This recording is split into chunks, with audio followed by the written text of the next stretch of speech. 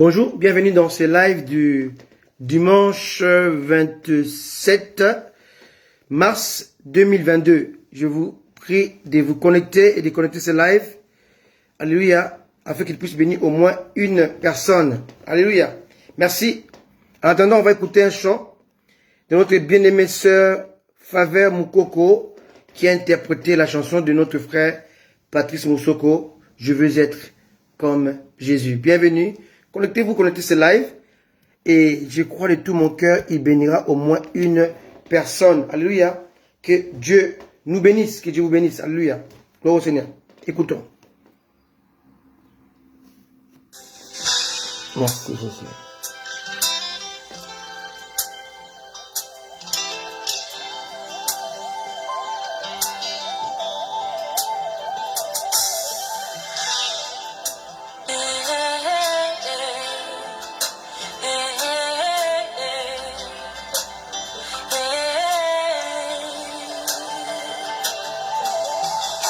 Je vais être comme Jésus.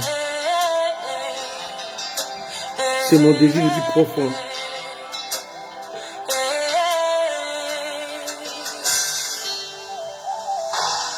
Je veux être comme Jésus. Oh Seigneur. Je veux être comme Jésus toute ma vie. Je voudrais être comme Jésus.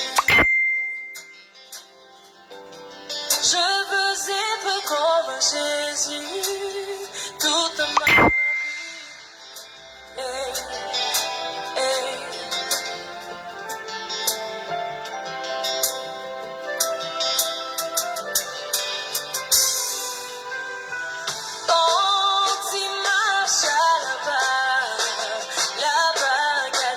Merci Jésus. Il priait sans cesse, il priait sans cesse.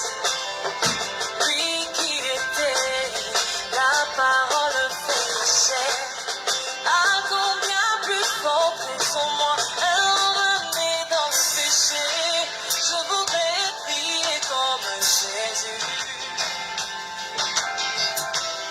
Je veux prier comme Jésus toute ma vie. Je voudrais prier comme Jésus, lui mon modèle. Je veux prier comme Jésus toute ma vie. Merci Seigneur. Je voudrais vivre comme Jésus toute ma vie. Je veux vivre comme Jésus. Alléluia. Toute ma vie. Alléluia. Merci Seigneur. Toute ma vie, je veux vivre comme Jésus. Toute ma vie. Hey, hey, hey, hey. Hey, hey, hey, hey. Hey, hey.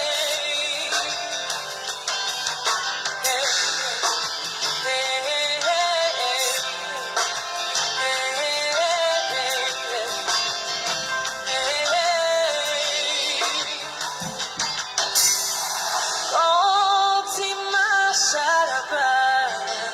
là-bas Galilée, il s'humilia. Merci Jésus. Merci Seigneur. Il est allé jusqu'à laver les pieds de ses disciples. À combien plus fort sont-moi, emmené dans le péché. Je voudrais m'humilier comme Jésus. Lui mon modèle. Je voudrais m'humilier comme Jésus toute ma vie. Je voudrais m'humilier comme Jésus toute ma vie. Je voudrais m'humilier comme Jésus toute ma vie. Je veux ressembler à mon Alléluia, Jésus. Jésus. Hey, je veux ressembler à mon Jésus. Oh, oh, je veux pardonner comme Jésus. Hey, je veux pardonner comme Jésus. Merci Seigneur Jésus. Oh, Merci Seigneur. Merci Jésus. Merci Seigneur. Merci Je Jésus. veux obéir comme Merci Seigneur Jésus. Jésus. Alléluia. Oh oui, moi je veux être comme Jésus. Toute ma vie, je veux Merci être Seigneur. comme Jésus. Alléluia. Toute ma Merci Seigneur. je voudrais être comme Jésus.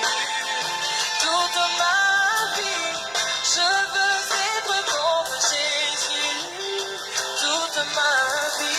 Merci Seigneur Jésus. Connectez-vous, connectez ce live. Alléluia. Merci Seigneur Jésus. Merci pour ta grâce. Alléluia. Merci Seigneur.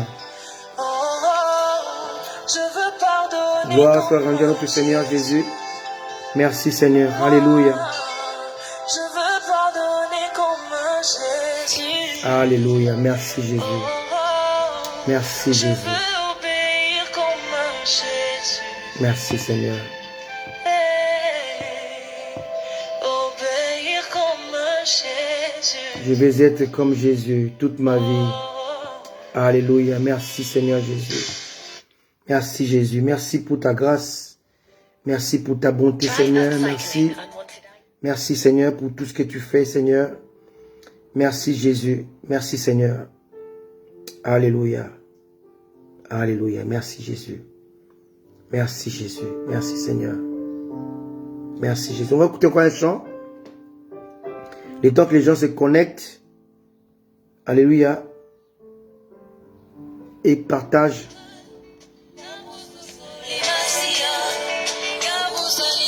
Écoutez encore ce chant qui dit catch d'ailleurs en toi Seigneur.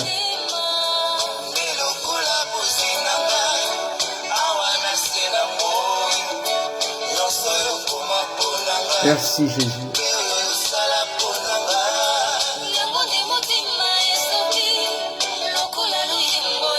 Merci Jésus. Merci Seigneur.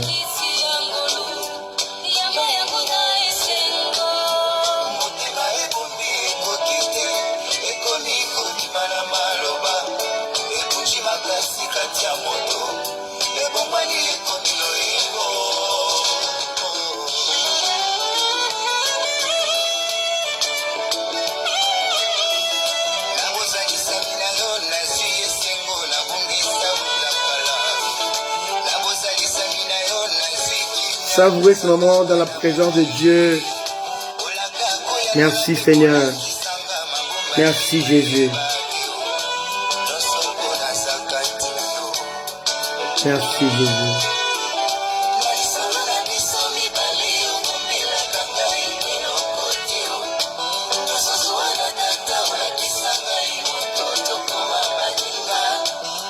Alléluia.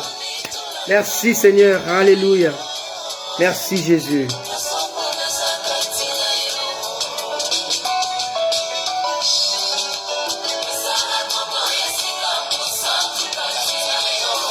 Yes. On va essayer de changer un peu, il y a trop de lumière. Alléluia.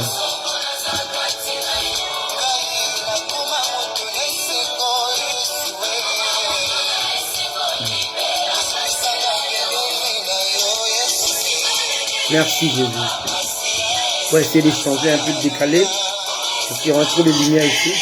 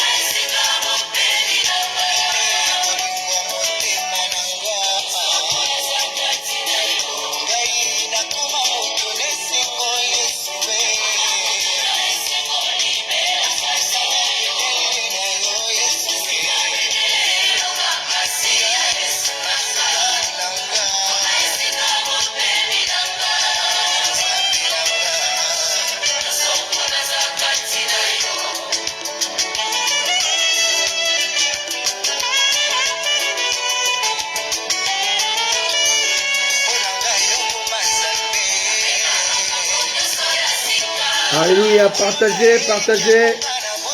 Connectez-vous. On est ensemble. Merci Jésus. Merci Seigneur.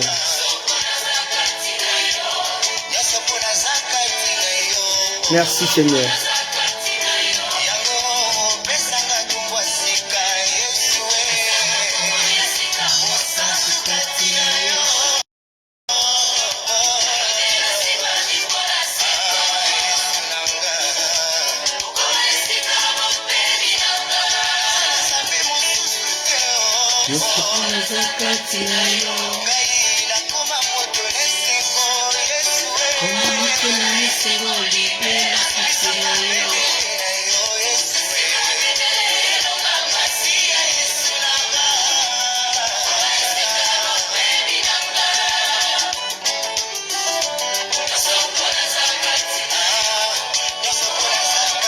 Merci Seigneur.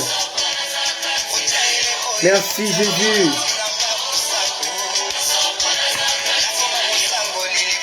On a changé l'homme, on n'a pas changé Dieu.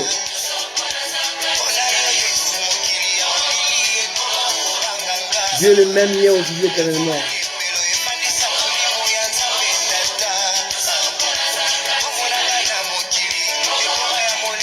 Bonjour à vous.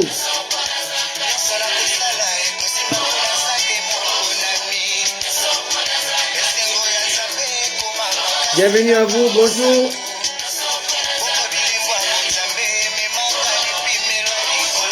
Alléluia.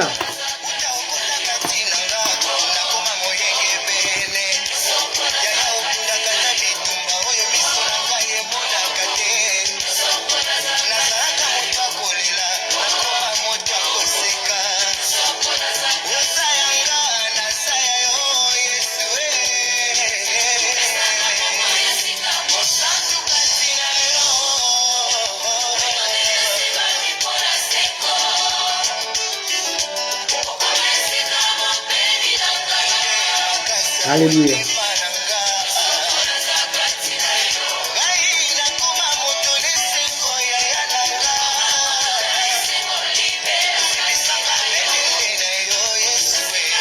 Continuez à partager et rester connectés au Seigneur. On va écouter une bonne parole qui va nous édifier. Alléluia.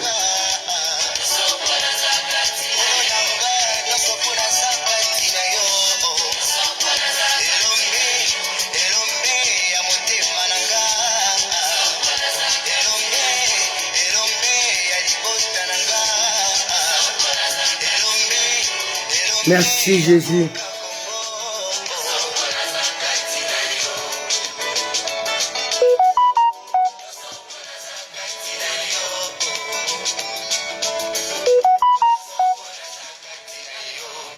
Amen. Alléluia. Soyez bénis. Bienvenue à vous qui êtes là. On a changé l'heure, on n'a pas changé Dieu. Alléluia. Amen. Ça, c'est des problèmes d'écriture. Aujourd'hui, quand quelque chose change, bouge, ça bouleverse tout leur système.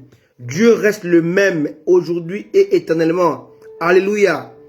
Alléluia. L'heure, ni la saison, ni la neige, ni le soleil, ni les grêles ne peuvent pas nous éloigner de la présence de Dieu, du rendez-vous divin que nous avons tous les dimanches. Alléluia.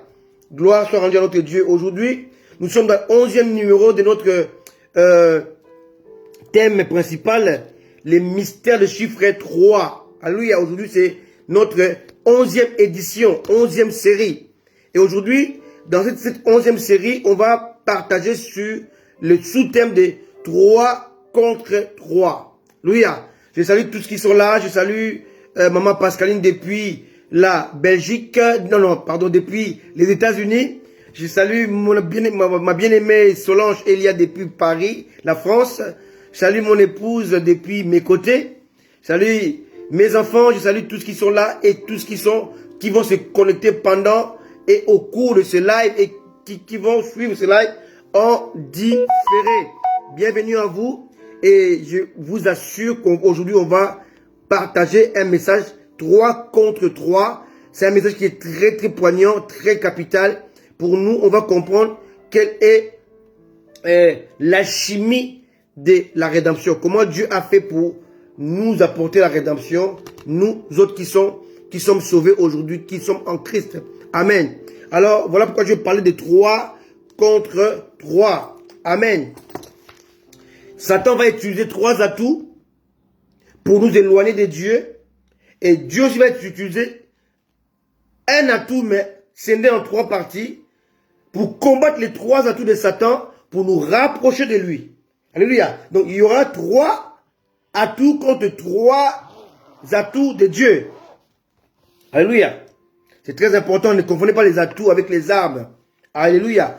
Les armes de Satan, j'ai déjà prêché sur ça. Satan utilise 4 armes contre l'homme, contre les enfants de Dieu. 4 armes. Tuer la vision dans l'œuf. Mixer les races. Impures et pures. Alléluia. Spirituel et physique. Deuxièmement, la rébellion. Et troisièmement, l'ignorance. Voilà les 4 armes que Satan utilise. 4 armes de Satan. Qui vient de lui. Il met ça en place pour nous détruire.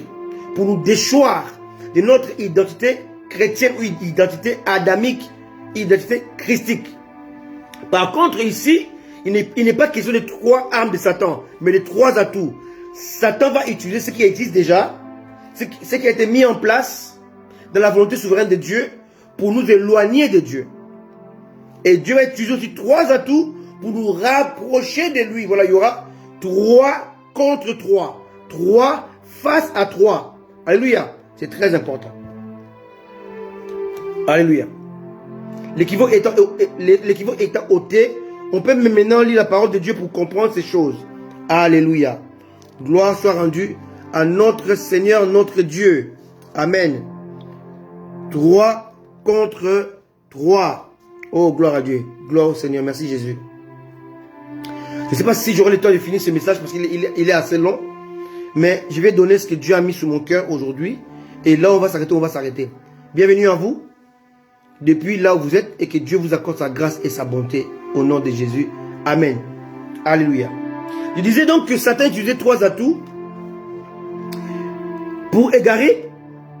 Pour disperser. Pour dérober. Pour égorger. Et pour détruire.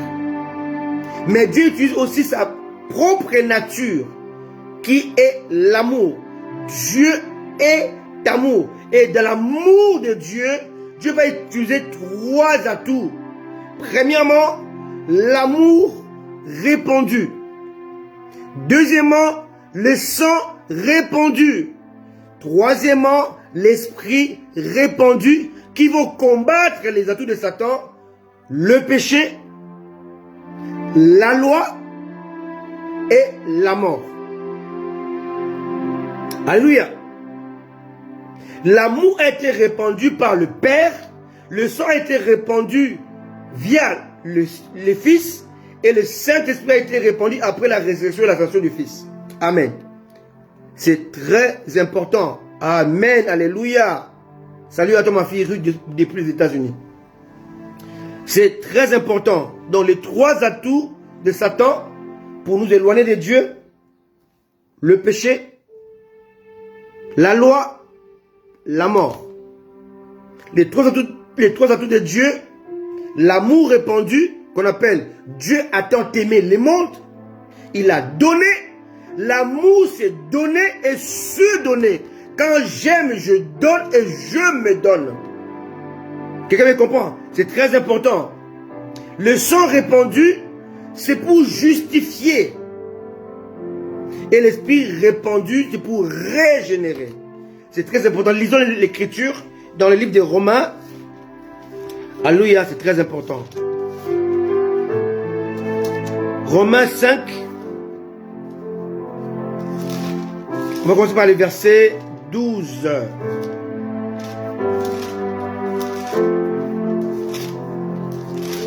Romains 5, le verset 12. C'est pourquoi, comme par un seul homme, le péché est entré dans le monde, et par le péché, la mort. Comprenez bien? Le péché, la mort. Alléluia. Et qu'ainsi la mort s'est étendue sur tous les hommes, parce que tous ont péché. Alléluia. Car jusqu'à la loi, là, on a ces 3 atouts. Le péché, la mort, la loi. Alléluia. Mais dans un sens pas hiérarchique. Le péché, la loi et la mort. Car jusqu'à la loi, le péché était dans le monde. Or, le péché n'est pas imputé car il n'y a point de loi. Donc, c'est la loi qui amène la connaissance du péché. C'est la loi qui permet au péché d'être imputé, d'être considéré. C'est le péché, c'est la loi qui renforce le péché. Le péché n'a pas de pouvoir sans la loi. Verset 14. Cependant, la mort a régné depuis Adam jusqu'à Moïse, même sur ceux qui n'avaient pas péché, car par une transgression semblable à celle d'Adam, lequel est la figure de celui qui devait venir. Là, on parle de Christ. 15. Mais il n'en est pas du don gratuit comme de l'offense. Car si par l'offense d'un seul, il en est beaucoup qui sont morts, à plus forte raison, la grâce de Dieu et les dons de la grâce venant d'un seul homme, Jésus-Christ, ont-ils été abondamment répandus sur beaucoup. Verset 16. Il n'en est pas du don comme de celui qui est arrivé par un seul qui a péché, car c'est après une seule offense, que le jugement est devenu condamnation. L'offense d'Adam, sa désobéissance, son incrédulité, tandis que le don gratuit devient justification après plusieurs offenses. Un seul, condamnation, justification après plusieurs offenses. Si par l'offense d'un seul, la mort a régné par lui seul, à plus forte raison, ceux qui reçoivent l'abondance de la grâce et du don de la justice régneront-ils dans la vie par Jésus-Christ, lui seul, pardon. Ainsi donc, comme par une seule offense, la condamnation a atteint tous les hommes, de même par un seul acte de justice, la justification qui donne la vie s'étend à tous les hommes. Sois béni, apôtre Nikes depuis la Suède. Amen. Verset 19. Romains 5, 19. On continue. Comme par la désobéissance d'un seul homme, beaucoup ont été rendus pécheurs, de même par l'obéissance d'un seul, beaucoup seront rendus justes. Verset 20.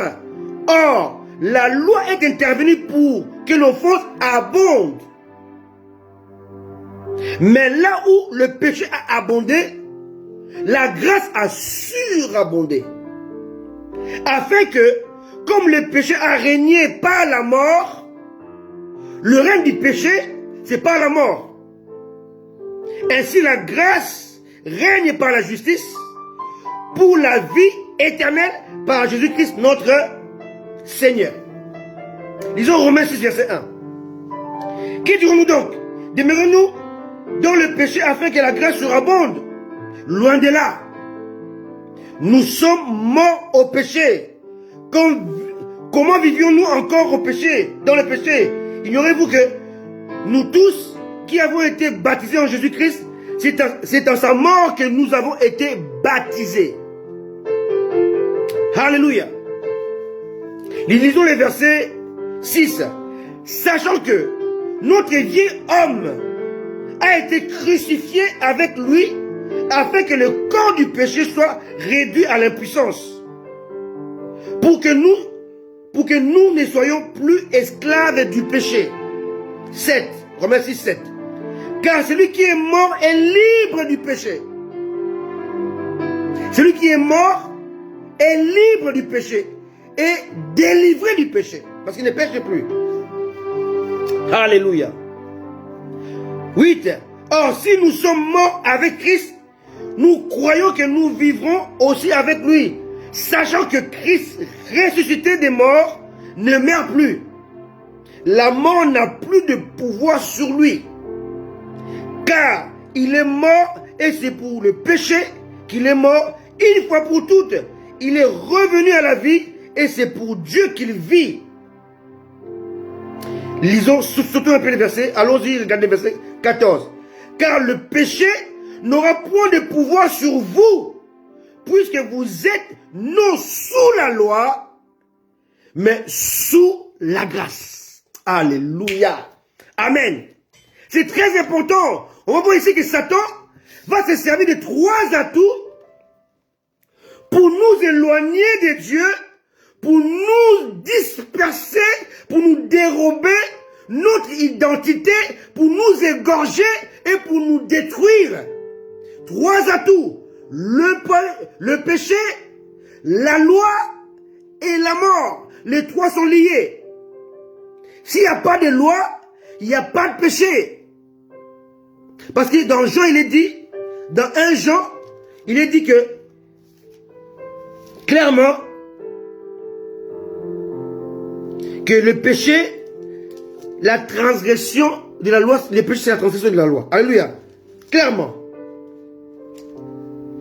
1 Jean 3, 4. Quiconque pratique les péchés transgresse la loi. Et là, on a la définition du péché. Et le péché est la transgression de la loi. Il n'y a point de péché s'il n'y a pas de transgression d'une loi qui a été établie. Adam a péché parce que Dieu lui a dit en Éden, tu mangeras de tous les arbres, sauf les arbres que je t'interdis. Le fait de transgresser cette loi de Dieu de l'Éden, Adam a péché. Il était souillé, il était obligé de quitter l'Éden. Donc il y a 3 choses que Satan va utiliser pour éloigner l'homme de Dieu. C'est le péché, la loi établie et la mort. Le salaire du péché, c'est la mort. La loi conduit à la mort. Personne ne peut être justifié par la loi. Personne. Et cette équation-là, Satan l'a compris. Mais là où il n'a pas compris, c'est que Dieu ne peut être pris au dépourvu. Impossible. Dieu avait prévu cela. Voilà pourquoi la Bible dit que Dieu a renfermé tous les hommes dans le péché, de la désobéissance, afin de faire grâce à tous. Hein? Toujours dans Romains. Alléluia. Romains 11, verset 32. Car Dieu a renfermé tous les hommes dans la désobéissance pour faire miséricorde à tous. Ça, c'est le plan caché de Dieu que Satan ignorait. Alléluia. Alléluia. C'est très important. Donc, on voit ici les 3 atouts, les tiers gagnants de Satan.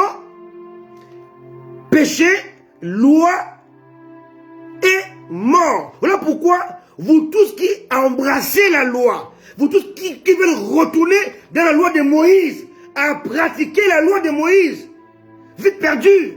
Parce que la grâce vous libère. La grâce vous a affranchis.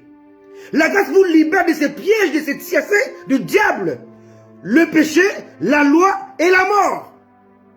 Alléluia. C'est très important. Bien entendu, le Seigneur Dieu utilisa sa propre nature, donc lui-même, pour sortir l'antidote contre le péché, la loi et la mort. Dieu va utiliser l'amour répandu, le sang répandu et l'esprit répandu. Il va répandre son amour en Jésus. Dieu a tant aimé le monde qu'il a donné. Le premier atout, c'est le don de Dieu, le don d'amour. Et l'amour est là pour combattre le péché. Et Dieu il va se donner lui-même. Car l'amour, c'est donner et se donner. Je donne et je me donne. Dieu s'est donné lui-même comme une offrande qui manquait autrefois à l'homme pour se justifier. Amen. Voilà pourquoi la Bible dit que d'offrir nos corps comme un sacrifice, non pas un sacrifice mort, mais un sacrifice vivant. C'est très important. L'amour répandu, c'est l'amour incarné, l'amour manifesté, l'amour qui vient nous apporter la parole du salut. Simeon dit avant de mourir, dit, Seigneur, tu peux me reprendre. Parce que mes yeux ont vu ton salut. Le salut est une personne. Le salut s'appelle Jésus-Christ. C'est lui le salut. Alléluia. L'amour répandu. C'est l'amour incarné, l'amour manifesté. Dieu a tellement aimé le monde. Dieu t'a tellement aimé. Arrête de pleurer. Parce que l'amour de Dieu est plus puissant que tes pleurs. L'amour de Dieu est plus puissant que ta maladie. L'amour de Dieu est plus puissant que l'impasse dans lequel tu es. L'amour de Dieu est plus élevé que l'impasse, que les problèmes. Oh, pendant que je prêche, je prie pour mon frère Thomas Peniel qui est en Suède, qui a perdu sa femme, que Dieu le fortifie, que Dieu l'encourage, car l'amour de Dieu est plus puissant que la mort. Alléluia. Alléluia. L'amour répandu. L'amour incarné, l'amour manifesté par le Fils. On a le sang répandu. Le sang a été répandu pour valider la nouvelle alliance, pour valider une nouvelle ère, pour valider un nouveau cycle, pour valider, alléluia, un nouvel âge. Le monde a pris une mutation terrible.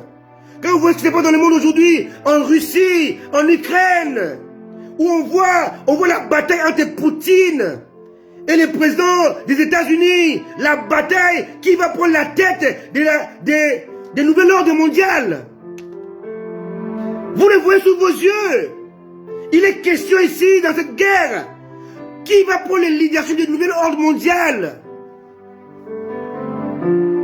Le sang a été répandu pour attester et valider une nouvelle ère, une nouvelle saison. Alléluia. Un nouveau cycle. Un nouveau testament. La Bible dit dans Hébreux chapitre 9, il n'y a pas de testament lorsque la mort du testateur n'a pas été confirmée. Hébreux 9, verset 16. Car là où il y a un testament, il est nécessaire que la mort du testateur soit constatée. Bien aimé, le Nouveau Testament n'a pas commencé en Matthieu 1. Non. Non. Le Nouveau Testament n'a pas commencé en Matthieu 5. Non. Le Nouveau Testament n'a pas commencé quand Jésus-Christ est né. Non. Le Nouveau Testament a commencé quand Jésus est mort. Il n'y a pas de testament sans qu'il y ait la constatation de la mort du testateur. Si je fais un testament pour mes enfants, mon testament n'a pas de valeur aussi longtemps que je vis. Il prend la valeur lorsque la mort de Christ sera constatée. Alors mes enfants maintenant peuvent jouir de mon héritage. On ne peut pas commencer l'héritage de Jésus sans la mort de Jésus. Il n'y a pas de Saint-Esprit sans la mort de Jésus. Aussi longtemps que Christ n'est pas mort, n'est pas ressuscité, le Saint-Esprit ne peut pas être répandu. On répond, Dieu a répandu l'Esprit de Dieu après la mort et la résurrection du Fils. La nouvelle alliance n'a pas commencé dans Matthieu 1, verset 1, non. Matthieu 1, verset 1, c'est l'ancienne alliance. La nouvelle alliance a commencé dans Matthieu 27. Je vous choque, hein. J'aime choquer les gens. J'aime choquer. Vous savez pourquoi? Parce que là, la Bible dit dans Luc, hein, Jésus serait... Luc chapitre 1, verset 34. Simeon le bénit et dit à Marie, sa mère, voici cet enfant est destiné à amener la chute et le relèvement de beaucoup en Israël et à devenir un signe qui provoquera la contradiction. Un signe de contradiction. Et je dis, je le répète, le Nouveau Testament, la Nouvelle Alliance n'a pas commencé dans Matthieu 1, verset 1. Pourquoi? Parce que Matthieu 1, verset 1 parle de la naissance de Jésus. Matthieu 1, verset 1, on parle de comment Jésus est venu. Mais Jésus est venu, la Bible dit que Jésus est né et mort sous la loi. Alléluia! Jésus est né et mort sous la loi. Donc, quand on parle de sa généalogie, on parle de sa naissance, on n'est pas dans le Nouveau Testament. Non. Le Nouveau Testament commence dans Matthieu 27, verset 50. Jésus poussa de nouveau un grand cri et rendit l'esprit. À partir de ces versets-ci, jusqu'à la fin de la Bible, nous sommes dans le Nouveau Testament. Matthieu 27, verset 49, on est ici dans l'Ancien Testament. Voilà pourquoi il est dit, laisse, voyons si Élie viendra le sauver. Oui, Élie c'est Dieu. Il a été abandonné à cause de toi et moi. Dans l'Ancien Testament, sous la loi. Alléluia. Alléluia. Dans Matthieu 27, verset 49, nous ne sommes pas sous la grâce, on est sous la loi. On est dans l'Ancien Testament. Jean-Baptiste n'était pas le prophète de l'Ancien Testament. Du Nouveau Testament. Jean-Baptiste était le dernier prophète de l'Ancien Testament. Voilà pourquoi, quand Jésus est venu, il devait s'effacer. Parce que Dieu devait tourner la page. Il devait tourner la page. Vous devez changer de cycle. Vous avez appris. Et moi je vous dis. Vous avez appris. Mais moi je vous dis. On change de cycle. La page est tournée. On change de cycle. On change de perception. La perception que tu avais jusqu'à Matthieu, verset 49, doit changer. Parce que Matthieu 40, verset 50, change tout. La croix est la fin de l'Ancien Testament et le départ ou le début du Nouveau Testament. La croix met la barrière entre l'ancienne alliance et la nouvelle alliance, entre l'Ancien Testament et le Nouveau Testament. Quelqu'un me comprend? Mais là encore, la foi qui sauve ne commence pas. La foi qui sauve commence non pas à la croix, non, mais à la résurrection. My goodness. Alléluia. 1 Corinthiens 15. Le dit si bien.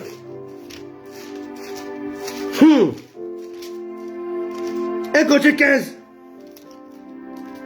Le dit. Le verset. Oh Seigneur Jésus. Laissez-moi parler. Laissez-moi prêcher la parole de Dieu. Alléluia. L'Église doit comprendre certains principes de Dieu. Sinon nous tâtonnons, nous tournons en rond. Alléluia. Alléluia. 1 Corinthiens, chapitre 15, verset 14.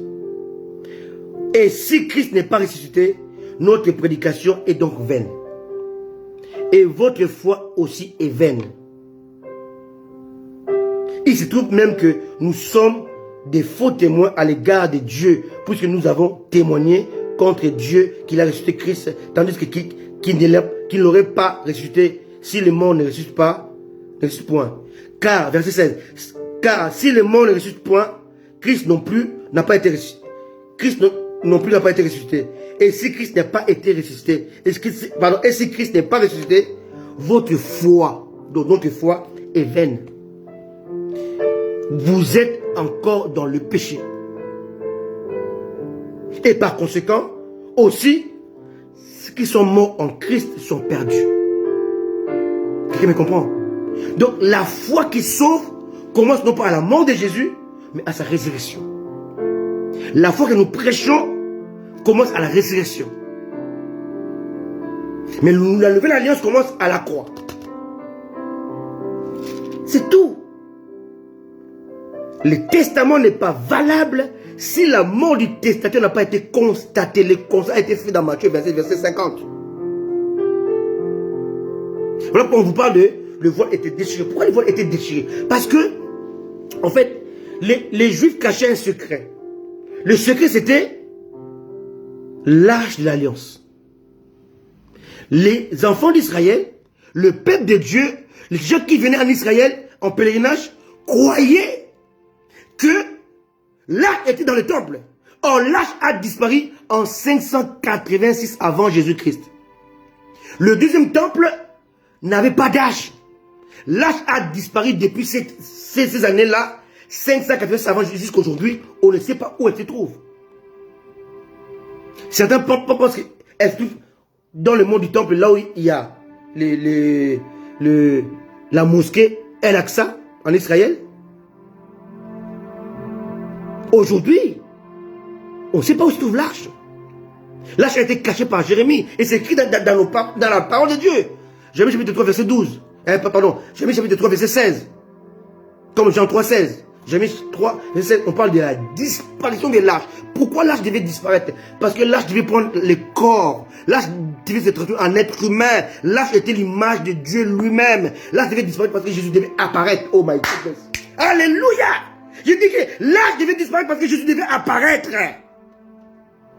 S'il y avait l'arche dans le temple et Jésus-Christ dans la ville, il y aurait contradiction, car Jésus est l'arche incarné, et l'arche est devenu chair, et l'arche est devenu humain, et l'arche qui n'est pas resté derrière les voiles, mais est devenu parmi les peuples. L'arche a quitté les lieux très saints, l'arche a traversé le lieu saint, l'arche a traversé les parvis, l'arche est rentré dans la ville, l'arche est venu jusqu'à toi. C'est ça la grâce de Dieu, la grâce de Dieu, parce que Dieu a quitté le ciel, Dieu a quitté les voiles.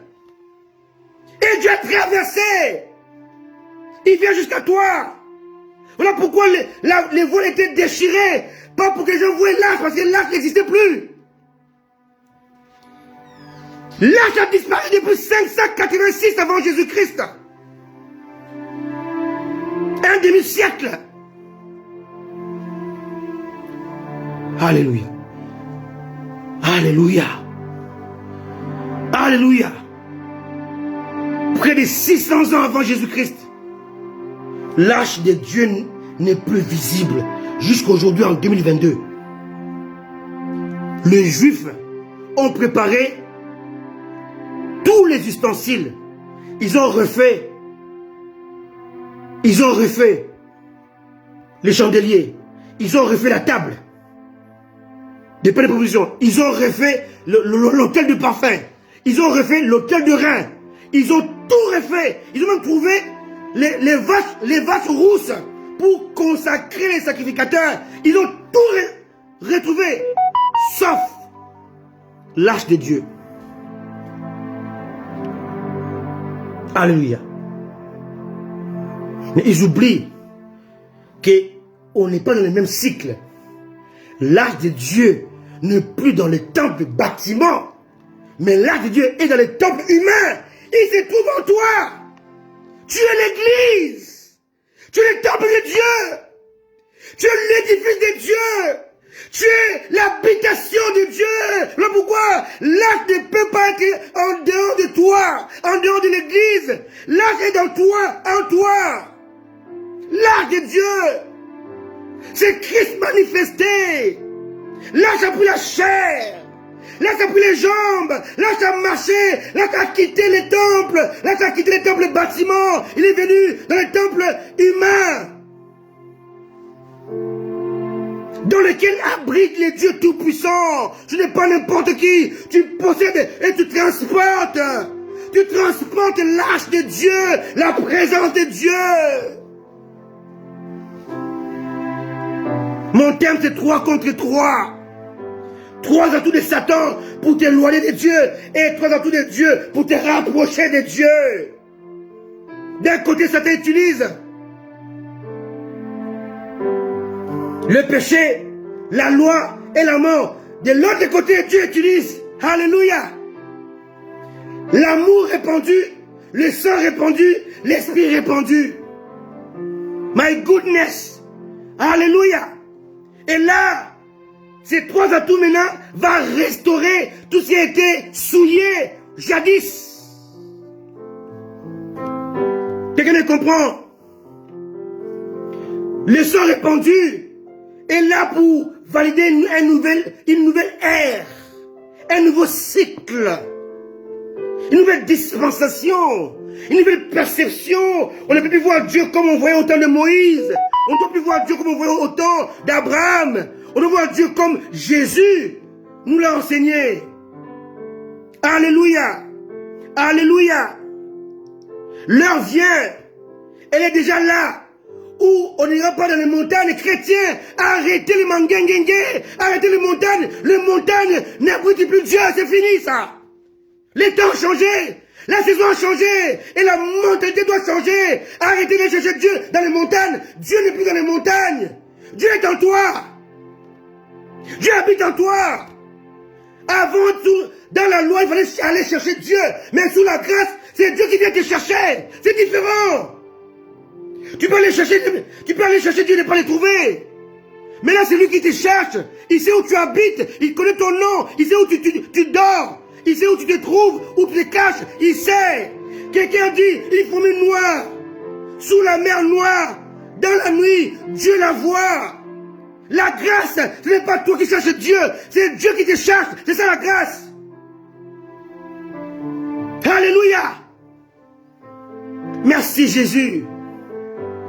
L'amour est répandu pour que Dieu puisse échanger avec toi, pour que Dieu puisse te parler, t'apporter l'évangile, la bonne nouvelle. Le sang est répandu pour apporter le pardon et l'esprit est répandu pour t'apporter la régénération.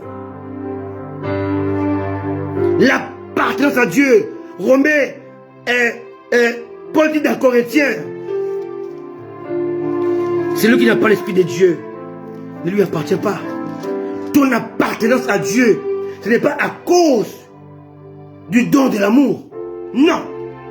Ce n'est pas à cause du don du sang. Non. Tu appartiens à Dieu à cause du Saint-Esprit. Jesus. Est-ce que je peux évoluer? Est-ce que je peux évoluer? Est-ce que je peux évoluer? Alléluia. Alléluia. Romains dit ça en fait. Romains le dit. Laissez-moi vous donner ces versets. Romains le dit très bien. Alléluia. Romains, chapitre 8, verset 9. Pour vous, vous ne vivez pas selon la chair, mais selon l'esprit. Si du moins l'esprit de Dieu habite en vous. Si quelqu'un n'a pas l'esprit de Christ, il ne lui appartient pas. L'appartenance à Dieu, ce n'est pas parce que Jésus est mort pour toi, non. Jésus est mort pour le monde, pour l'humanité. Et le fait que Jésus soit mort, ça ne te sauve pas. Jésus est mort pour Poutine. Jésus est mort pour Ben Laden. Il est mort pour les musulmans. Il est mort pour les kimbanguistes. Est-ce qu'ils se sont sauvés pour autant? Non. Pourquoi? Parce qu'ils n'appartiennent pas à Dieu. Il a versé son sang pour le pardon du péché. La mort de Jésus, le sang de Jésus, ça prépare ton salut. Ça ne t'amène pas dans le salut, non.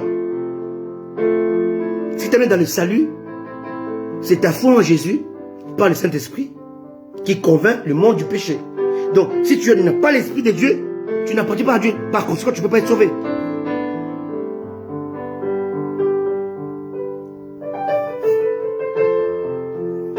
Comment peut-on comprendre l'amour de Dieu? L'amour de Dieu est tellement complexe. Dieu a donné le Fils de sa droite, c'est-à-dire le meilleur de lui-même. En fait, en donnant Jésus-Christ, Dieu a donné son cœur. Dieu a donné son propre cœur pour te sauver. Et Christ, le cœur de Dieu, a donné son cœur dans le Saint-Esprit pour te régénérer.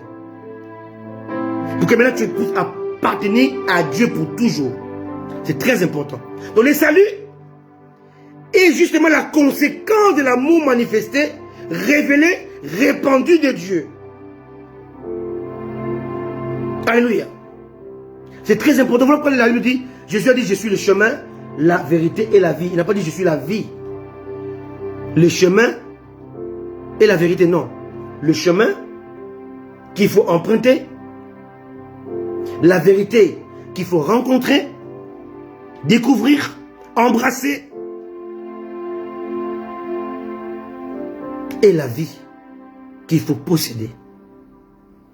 Je ne peux pas avoir la vie éternelle sans emprunter le chemin qui mène à la vérité. Je dois emprunter le chemin qui mène à la vérité, et sur le chemin qui mène à la vérité, il faut que je rencontre la vérité, mon alliance avec la vérité, mon adhésion à la vérité, ma communion dans la vérité va produire la vie. C'est comme ça que Dieu fonctionne. L'amour répandu, le sang répandu et l'esprit répandu. Les trois sont liés. Sans l'amour répandu, il n'y a pas de sang. Le sang ne peut pas se répandre. Le sang est répandu parce qu'il y avait l'amour répandu au préalable. Et le sang répandu est insuffisant. Il faut que l'esprit se répande pour que le sang soit justifié par l'esprit. Vous allez voir que le sang et l'esprit sont liés. On peut le voir dans Hébreu. La parole est succulente. Hébreu 10, verset 29. De quel pire châtiment pensez-vous que sera jugé digne celui qui aura foulé aux pieds le Fils de Dieu, qui aura tenu pour profane le sang de l'alliance et par lequel il a été sanctifié et qui aura outragé l'esprit de la grâce. Le sang est lié à l'esprit et lié à l'amour. Vous avez vu ça ici? Je répète. Hébreu 10, verset 29. Je répète. De quel pire châtiment pensez-vous que sera jugé celui qui aura foulé aux pieds le Fils de Dieu? Amour répandu. 1. Fils de Dieu, amour répandu. D'accord? Et qui aura tenu pour profane le sang de l'alliance. Le sang répandu. Et par lequel il a été sanctifié et qui aura outragé l'esprit de la grâce. L'esprit répandu. C'est lui qui va fouler aux pieds. L'un foule aux pieds les deux autres. Celui qui aura tenu pour profane le sang de l'alliance aura foulé aux pieds les fils de Dieu. Et celui qui aura tenu pour profane le sang de l'alliance aura outragé le Saint-Esprit. Les trois sont liés. Pourquoi? Parce que les trois constituent l'amour de Dieu.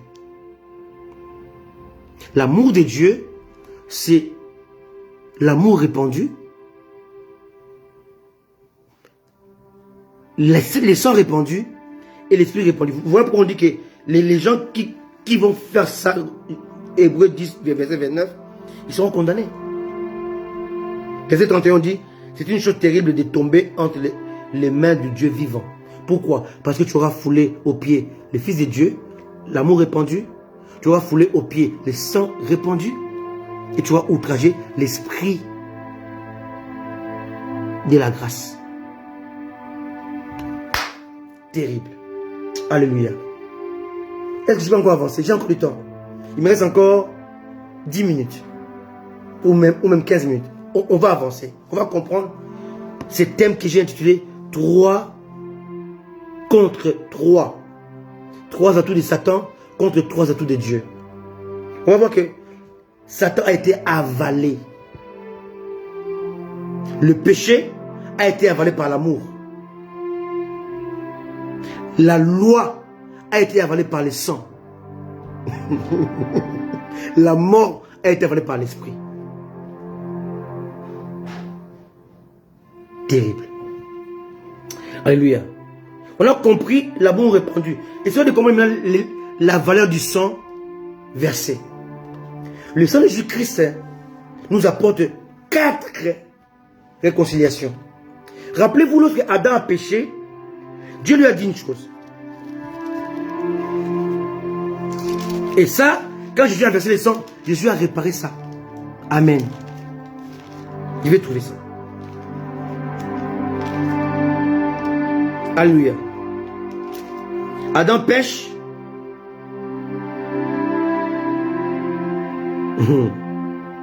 Maintenant, Dieu le chasse, hein? D'accord?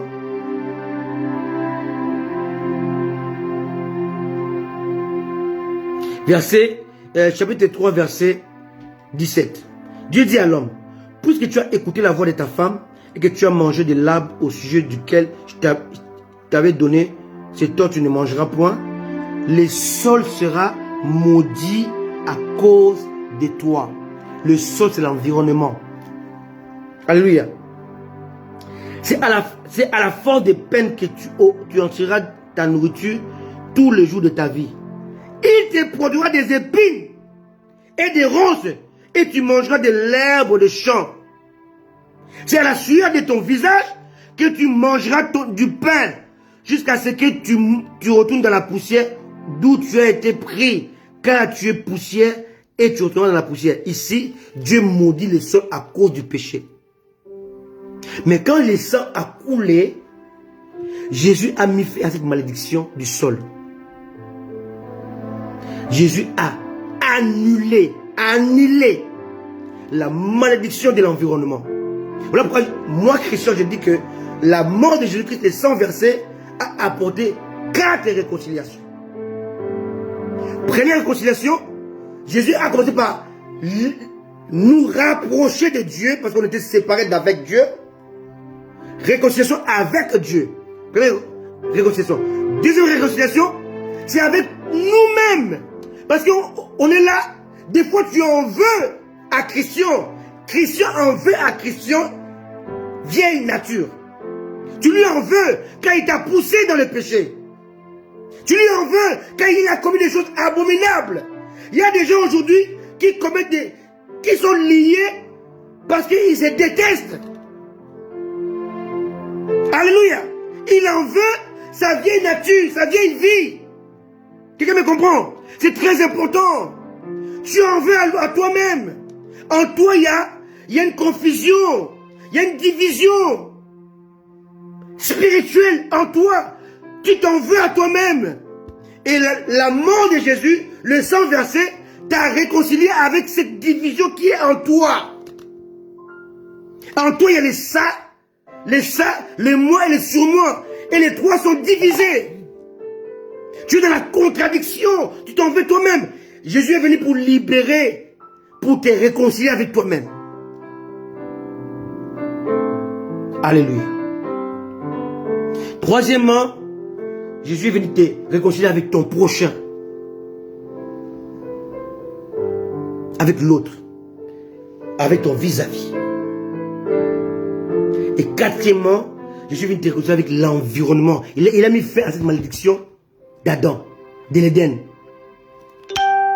Le sol ne doit plus te produire de ronces, des épines, des mauvaises choses. Alléluia. Dieu a mis fin à cela. Il a mis fin à cette malédiction à la sueur de ton front. Dieu dit, il donne autant à ses bien-aimés pendant leur sommeil. Parce que cette malédiction a été mise fin en Jésus. En Jésus. En Jésus. Le sol le plus maudit. Le sol a été béni en Jésus. Donc il y a 4 réconciliations avec Dieu, avec toi-même, avec ton prochain et avec ton environnement. Le sol le plus maudit, il est béni. Alléluia. Le sang de Jésus-Christ nous apporte deuxièmement le pardon. Le pardon nous libère. Hébreux 9, verset 22. Alléluia. Le sang de Jésus nous apporte, nous ouvre le chemin du trône de la grâce. Avant, c'était fermé. Avant, pour aller au lieu très saint, il fallait être souverain sacrificateur. Pour aller dans le lieu saint, il fallait être sacrificateur. Or, si on rentre dans l'ordre d'Aaron, ceux qui n'appartenaient pas à la tribu de Lévi, ils étaient exclus. Ils priaient un Dieu éloigné, un Dieu fermé, un Dieu barricadé, un Dieu séparé, un Dieu dont ils ne pouvaient pas jouir. Pourquoi? Parce qu'ils étaient nés dans une famille autre que Lévi. Jésus a mis fin à cela par son sang. Son sang a brisé cette sacerdoce héréditaire. En Jésus, cette sacerdoce héréditaire n'existe plus. Parce que lui n'est plus de Lévi, il est de Judas. Et lui, son sacerdoce est intransmissible, n'est plus héréditaire. Désormais, tous les croyants sont des rois sacrificateurs. Donc je peux rentrer dans le sacerdoce en tant que sacrificateur. Mais ce n'est pas tout. Avant, le sacrificateur allait dans les sacerdoces, dans le temple, il s'arrêtait dans le lieu saint. Mais Jésus a changé tout cela. Jésus permet aux sacrificateurs de dépasser les lieux saints. Alléluia. Alléluia. Alléluia. Alléluia. Alléluia. Les fils d'Aaron ne pouvaient s'arrêter qu'au lieu saint. Les fils d'Aaron n'avaient pas le droit d'aller au lieu très saint, sinon ils mouraient. la cela a été interdit. Mais en Jésus-Christ, le Fils de Dieu, on a non seulement le droit d'aller dans le lieu saint, mais nous avons le droit de traverser le lieu saint, d'aller dans le lieu très saint. Alléluia! Alléluia! Oh Dieu, merci, je suis ton Fils et je peux pénétrer dans ton trône. Jésus a dit, à condition, nous avons le libre accès du trône de grâce. Le trône de grâce nous est ouvert à cause de Jésus, à cause du sang de Jésus. Bien-aimés, arrêtez avec l'ancien sacerdoce d'Aaron. Avec vos robes, avec vos ustensiles, arrêtez. Nous sommes dans l'ordre de Melchisedec. Nous sommes des sacrificateurs, mais on se comporte comme le souverain sacrificateur. My goodness. Je répète, nous sommes des sacrificateurs, mais nous nous comportons comme le souverain sacrificateur. Pourquoi? Parce que nous allons là où le sacrificateur ne pouvait pas aller. Aaron seul entrait dans le lieu très saint une fois par an, mais nous entrons dans le lieu très saint tous les jours. Dans l'adoration, dans l'intimité. Mais quelle grâce! Sans le sang de Jésus, ces choses étaient impossibles. Mais à cause du sang de Jésus, j'ai le libre accès, non seulement de traverser le parvis, mais de traverser les rideaux du lieu saint, et encore de dépasser ces rideaux, aller dans le lieu très saint, dans la présence même de Dieu. Et cela, sans porter le sang. Aaron a porté le sang. Le sang de Christ nous suffit. Il nous suffit. Alléluia. Alléluia. Je suis sacrificateur et je me comporte comme un souverain sacrificateur parce que j'ai l'accès au lieu très saint que le fils d'Aaron n'avait pas. Quelqu'un me comprend? C'est très important. Et là, on comprend mieux le culte. Bien-aimés, je vous renvoie dans le tabernacle. Je vous renvoie dans le temple. Répondez-moi.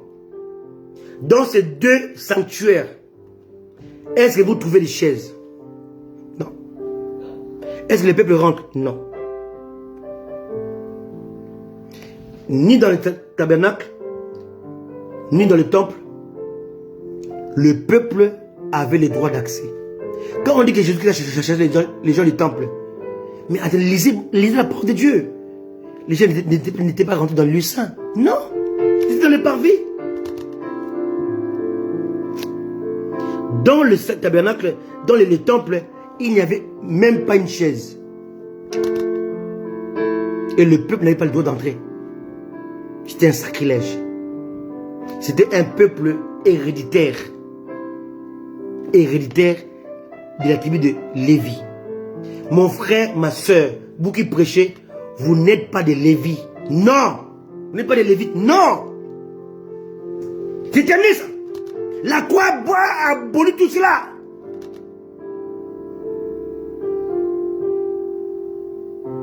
Non. Celui qui travaille à l'hôtel mange à l'hôtel. C'est pas un Lévi. Non. C'est la loi du Christ. J'ai tellement de choses à dire. Je vous parle de la loi du Christ. La loi de la foi. La loi de l'esprit. Mais je n'ai pas le temps. Là, je suis à mon introduction. Alléluia. Le sang de Jésus fait de nous des frères de Jésus. Hébreux 2, verset 11. Nous avons un rang supérieur que Moïse avait. Moïse était serviteur de Dieu. Abraham était ami de Dieu. Solange, Christian, Fred. Alléluia. Ruth. Nous ne sommes pas des amis de Jésus. Non, on est des frères. L'ami n'hérite pas. C'est les frères qui héritent. Hébreux 2, verset 11 est clair. Car celui qui est qui sanctifie, et ceux qui sont sanctifiés sont tous issus d'un seul. C'est pourquoi il n'a pas honte de les appeler frères. Lisez vos Bibles. Il a dit dans Jean, vous êtes mes amis si vous faites ce que je vous commande. On est amis parce qu'on fait que lui nous demande. On est amis par condition. Mais lorsque il est ressuscité des morts, il dit à Marie, va dire à mes frères, pas à mes amis. Le frère est plus qu'un ami. Le frère a le même sang, a le même ADN que l'ami. L'ami n'hérite pas. L'ami, c'est un collaborateur. Mais le frère hérite. L'ami ne peut pas être cohéritier. Le frère est cohéritier. La Bible dit dans Hébreux 2, verset 11, il n'a pas honte de t'appeler frère. J'ai éclairé ça, l'idée des frères. Galates chapitre 3, verset 25 à 26. Tous qui croient en Dieu sont fils de Dieu, donc sont frères. Ruth, Mavinga, parce que tu crois en Jésus-Christ, tu n'es pas sœur, tu n'es pas mère, tu es frère. Et il n'a pas hésité de nous appeler frères. Frères, c'est les rangs les plus élevés. Jésus a établi les apôtres, les prophètes, les évangélistes, les pasteurs et les docteurs en qualité de fils. Être fils de Dieu est supérieur à être apôtre, prophète, évangéliste, pasteur et docteur. Pourquoi? Quand tu es apôtre, prophète, évangéliste, pasteur, docteur, tu es un serviteur. Mais quand tu es frère, tu es fils. Alléluia! C'est le fils qui établit, qui engage des serviteurs. Amen. Ne crois pas pour le titre. Être fils de Dieu, c'est le rang le plus élevé dans la spiritualité. Si tu es fils de Dieu, tu es plus qu'un apôtre, un prophète, un docteur. Si tu es fils de Dieu, tu es héritier et co-héritier. Et là encore, il y a des profondeurs. Être héritier et co-héritier, c'est quoi? Les 100% de Dieu. Jésus qui est fils, je suis fils.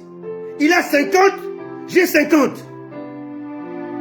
C'est ça, être héritier.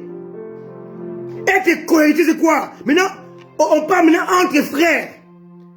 Je suis co-héritier de Christ. Donc, les 50% de Christ, j'ai les 25%. My goodness.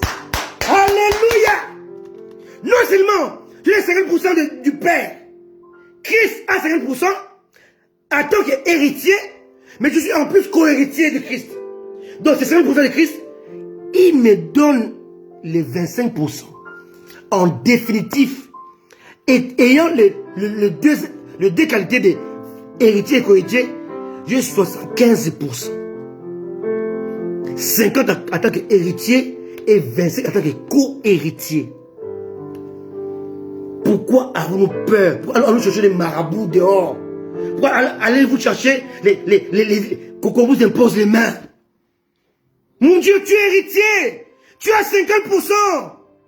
Et Dieu ne s'arrête pas là. Il dit, lorsque tu es héritier, je fais de toi aussi co-héritier. Donc tu as encore les 50 de Jésus qui va les diviser en deux. En définitive, j'ai 75%. 50 en tant qu'héritier et 25 en tant que co-héritier. En tout, je dirais plus dangereux que Jésus qui était sur la terre. Plus dangereux. Parce que je règne comme étant héritier, donc frère, et co-héritier, frère. pardon, héritier, fils et co-héritier, frère. Je partage le butin. Exactement selon 75%. C'est facile à faire, comme mathématiques. En tant que fils, je suis héritier. 50-50. Mais en dehors de ça, je suis encore co-héritier avec Christ. Donc, lui aussi, il partage son héritage avec moi. À moitié. Il a 25, j'ai 25. En tout, Jésus garde les 25. Moi j'en pose le 75. C'est ça l'œuvre de la croix. Tout le reste n'a pas d'importance. Oh pasteur, oh apôtre, oh docteur, oh, ça n'a pas d'importance. En tant que fils, je suis au-dessus de ce titre-là. Au-dessus. Premièrement, le sang nous apporte le pardon. Hébreux 9, verset 22. Deuxièmement, le sang fait de nous les frères de Jésus. Hébreux 2, verset 11. Troisièmement, le sang purifie notre conscience des œuvres mortes par l'Esprit éternel. Hébreux 9, verset 14.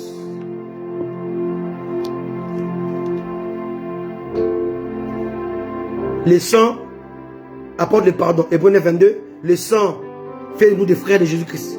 Hébreux 2, 11. Le sang purifie notre conscience des œuvres mortes. Quatrièmement, le sang purifie le ciel. Hébreux 9, 23. Cinquièmement, le sang nous sanctifie. Donc nous sommes les mis à part de Dieu, les bien-aimés de Dieu, ceux-là sur qui Dieu compte. Hébreux 10, verset 10. Hébreux 13, verset 12. Le sang de Jésus. Alléluia. Tu n'as pas besoin de donner aux démons. Les démons n'ont pas besoin de boire le sang. Ne donnez pas les choses impures aux impurs. Le sang, on ne doit pas l'invoquer. Il est là. Il agit en nous. Il demeure en nous. Nous sommes protégés par le sang de Christ. Alléluia. Le sang est si précieux qu'on ne peut pas le tenir pour profane. Alléluia. Voilà le rôle du sang. Et je vais finir avec le rôle du Saint-Esprit. L'amour répandu, le sang répandu, l'esprit répandu. Le sang, l'esprit répandu nous aide à offrir à Dieu un vrai culte. Comme je vous ai dit tout à l'heure, que dans le temple, dans les tabernacles, il n'y a pas de chaises. Ni dans le lieu saint, ni dans les lieux très saints. Ça veut dire que le culte que nous faisons, le modèle de culte que nous faisons aujourd'hui, n'est pas biblique. Lorsqu'on se rencontre entre frères et sœurs, c'est pour chanter des louanges à Dieu, pas pour l'adorer. On l'adore dans le cœur. Jésus l'a dit bien. Jean 4. En fait, Jésus n'a pas que les chrétiens ne lisent pas la parole de Dieu. Jean 4.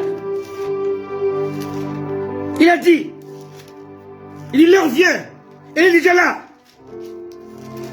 Alléluia. Ce n'est pas dans vos églises, bâtiments, c'est là où vous allez tous les dimanches, on n'adore pas Dieu là-bas. Jean 4, verset 22. Il dit, déjà, la femme vient avec la montagne. L'environnement humain, visible. Jean 4, verset 20. Il dit, nos pères ont adoré sur cette montagne. Et vous dites, vous, que le lieu où il faut adorer, c'est à Jérusalem. 21, Jean 4, 21.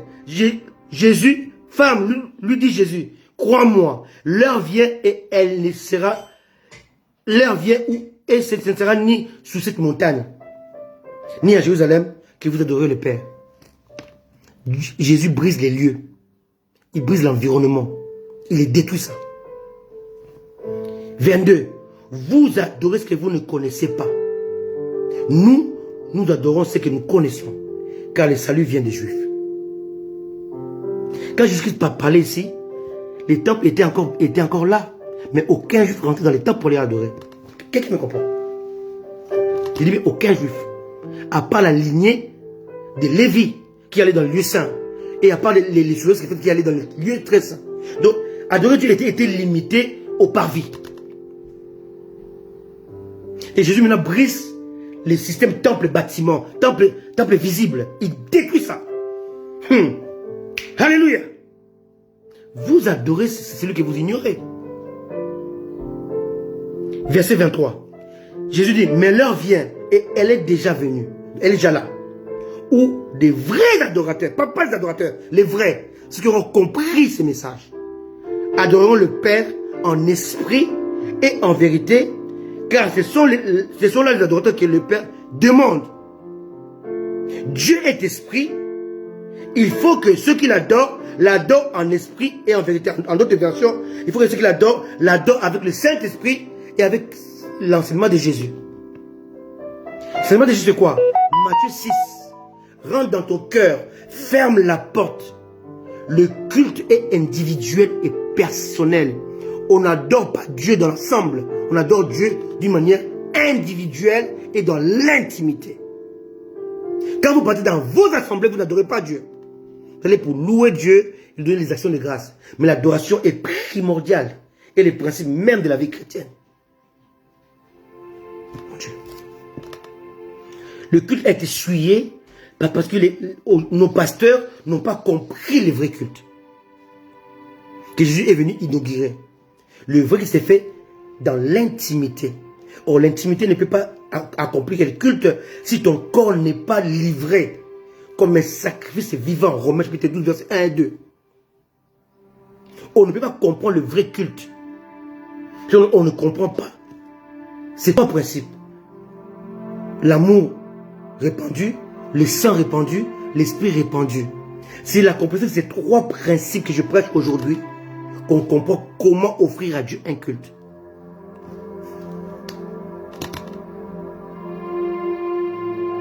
Je vais m'arrêter là aujourd'hui. Dimanche prochain, on continuera sur ces trois atouts de Dieu. Et je vais expliquer les principes des trois cultes, du vrai culte. Et comment Dieu, par Jésus-Christ, a détruit les trois atouts de Satan, le péché, la loi et la mort. Le péché a été détruit par l'amour répandu. La loi a été détruite par le sang répandu. Et la mort a été détruite par l'esprit répandu. 3 contre 3. Il fallait que Dieu répande son amour pour détruire le péché. Il fallait que Dieu répande son sang pour détruire la loi qui n'amenait pas la perfection. Il fallait que Dieu puisse répandre le Saint-Esprit pour stopper la mort. Alléluia. Je suis au début de ce message. Revoyez ce message. Revoyez-le. Il est si profond que je manque souvent les mots. Les mots sont tellement limités. Les Français limités pour comprendre ces choses. Alléluia. Laissez-moi prier pour vous. Seigneur, ta parole dit dans le livre de Marc, dans le livre de Luc, Seigneur, je vais le lire pour que ton peuple comprenne. Dans Luc, verset 22, chapitre 22. Oh Seigneur Jésus, aide-moi Seigneur. Aide-moi à donner à ton peuple cette parole. Aide-moi Seigneur. Aide-moi Jésus. Aide-moi Seigneur. Dans Luc chapitre 24, verset 45, la Bible dit, il ouvrit leur esprit afin qu'ils comprennent les Écritures. Seigneur, tout croyant, tout chrétien, tout pasteur, tout ministre de Dieu qui a l'esprit fermé ne peut pas saisir ses profondeurs. Ma prière, Seigneur, cet après-midi, que tu puisses ouvrir leur esprit. Parce que les disciples, ils te voyaient, tu mangeais avec eux, tu marchais avec eux, mais ils n'ont jamais compris que c'était toi. Parce que leur esprit était aveuglé, était fermé, était bâillonné. Ta parole dit que quand on lit Moïse, il y a un voile. Quand on continue à maintenir la loi en nous, il y a un voile. On ne peut pas comprendre la grâce. Parce que la loi étouffe la grâce. Il est temps que Dieu ôte la loi pour que ton peuple puisse voir la splendeur de la grâce, que tu as tout accompli. On n'a aucun effort à faire. Tout ce dont on a besoin, Seigneur, c'est de jouir, d'accepter ce que toi tu as accompli. Oh Dieu, tu nous vois au travers de l'œuvre de Jésus. Je suis l'œuvre de Jésus. Aucune œuvre que je peux accomplir sur la terre ne peut m'ouvrir les portes du cœur de Dieu. Aucune œuvre, aucun effort humain ne peut m'ouvrir le cœur de Dieu. Le cœur de Dieu s'ouvre lorsque je comprends, je saisis, j'adopte l'œuvre accomplie par Jésus-Christ. À ce moment-là maintenant, je peux rentrer dans le vrai culte. Selon Dieu. Actuellement, le culte a été souillé. Et le temps est venu où l'église doit comprendre le vrai culte. Quand je parle de l'église, je ne parle pas des bâtiments. Je parle de toi qui me suis. Je parle de moi. Le lieu de vrai culte se trouve, non pas dans un lieu environnemental, mais dans un lieu que tu connais, ton cœur. C'est où se déroule le vrai culte. Père de gloire, Père de bonté, aide ton peuple à comprendre c'est quoi le culte dont tu attends de nous. La parole de Dieu dit dans Romains 12. Comment se fait le culte?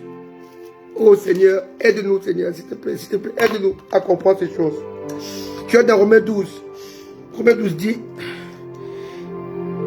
je vous exhorte donc frères, par la compassion de Dieu, à offrir vos corps comme un sacrifice vivant, saint et agréable à Dieu, ce qui sera de votre part un culte. Le vrai culte consiste à s'offrir totalement à Dieu. C'est ça le culte.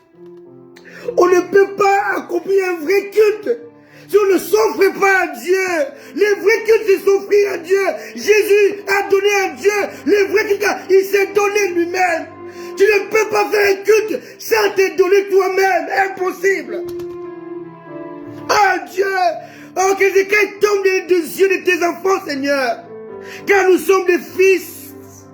Nous sommes des héritiers et des co-héritiers de Dieu, Seigneur. Aide l'église, aide mon frère, aide ton fils qui m'écoute à comprendre et à saisir c'est quoi le vrai culte. Comprends ces choses, ces trois principes, ces atouts divins. L'amour répandu, le sang répandu, l'esprit répandu. Il n'y a pas de régénération sans esprit. Il n'y a pas de pardon sans le sang. Il n'y a pas d'adhésion sans amour. Oh Père, aide-nous à comprendre ces choses. Dans le nom de Jésus. Au nom de Jésus. Amen. Merci Jésus, merci.